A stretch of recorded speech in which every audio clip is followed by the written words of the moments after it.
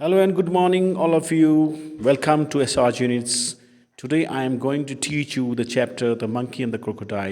This is the fifth chapter for class 6 students, and the name of the book is A Pact with the Sun. A monkey lived in a fruit tree on the bank of a river.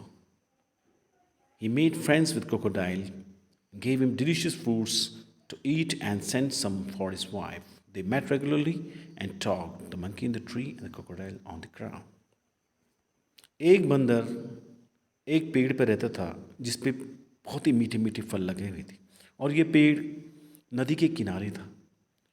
उसने एक मगरमच्छ के साथ दोस्ती कर दी और उस मगरमच्छ को वो मीठे मीठे फल देता था, और वो मगरमच्छ उन फलों को अपनी बीवी को भी खिलाता था।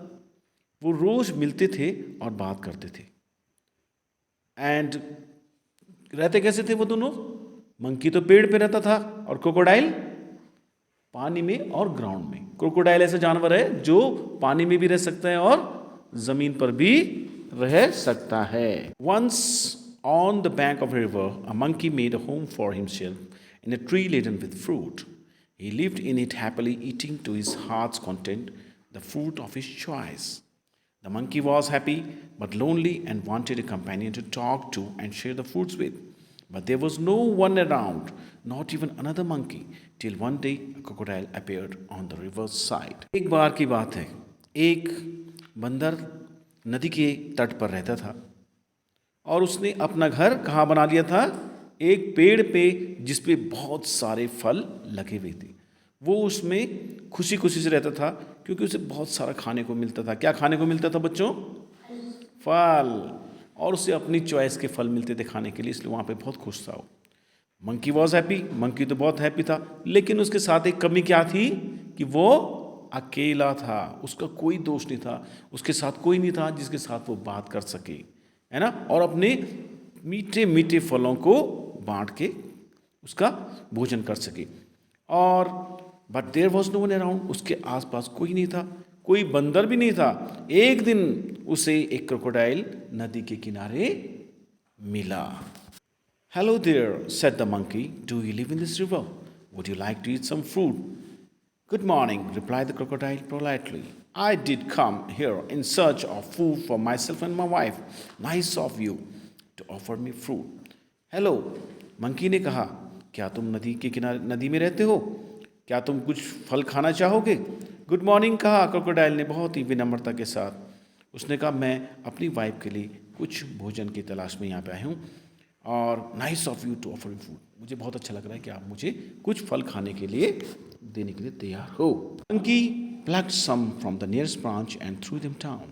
The crocodile found them delicious. Thanks, he said. May I have some of on my next visit? और मंकी ने कुछ फल प्लग किए, माने तोड़े, और सामने की ब्रांच से तोड़े और उन्हें नीचे फेंक दिया। कहाँ फेंका? जहाँ क्रोकोडाइल था। क्रोकोडाइल ने उन्हें खाया और उसने पाया कि वो बहुत ही कैसे थे? मीठे थे, बहुत ही स्वादिष्ट थे वो। उसने कहा थैंक यू, उसने उसका धन्यवाद किया। उसने कहा, क्या मैं दोबारा आऊँगा तो क्या तुम मुझे कुछ और फल दे सकते हो? Certainly, as many as you like, and some from your wife too, said the monkey. Do come again. I'm rather lonely here. The crocodile visited the monkey regularly and ate the fruits which his horse threw down. He took some of home for his wife. The monkey and the crocodile were He took some home for his wife. The monkey and the crocodile were now the best of the friends. They talked and were never tired of talking. They talked about birds, animals, about villages nearby, and difficulties villagers faced in raising good crops for lack of rain.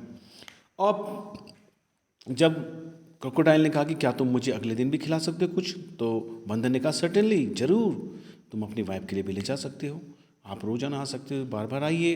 तो crocodile अब रोज आने लगा और उन फलों को खाने लगा, मीठे मीठे को, जो उनका कौन देता था? बंदर उसे देता था। वो कुछ अपनी वाइफ के लिए घर पे भी ले जाता था। अब ये क्रोकोडाइल और बंदर दोनों पक्के दोस्त बन लगे और उन्होंने ढेर सारी बात करते थे वो किसके बारे में? चिड़िया के बारे में, जानवर के बारे में, गाँव